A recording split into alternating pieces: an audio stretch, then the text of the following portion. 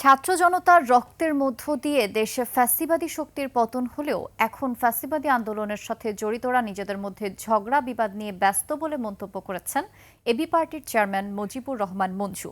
বিকেলে চট্টগ্রামের লালদিঘি ময়দানের আয়োজিত সমাবেশে তিনি একথা বলেন। তিনি বলেন, জনগণ এসব বিবাদ এখন পছন্দ করে না।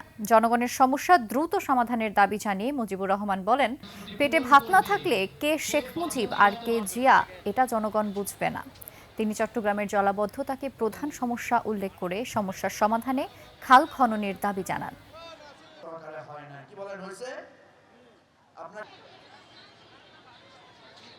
জীবন অবাক না করলে কে করবে? 28% মিল্ক ফ্যাটের অবাক করার সাথে ফ্রেশ মিল্ক পাউডার। জীবন অবাক করুক প্রতিদিন।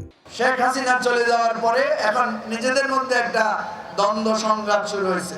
আমরা ওই সমস্ত দলের নেতাদেরকে বলতেছি, আপনাদের এই পরস্পর ঝগড়াঝাটি মারামারি এই জনগণ পছন্দ করছে না।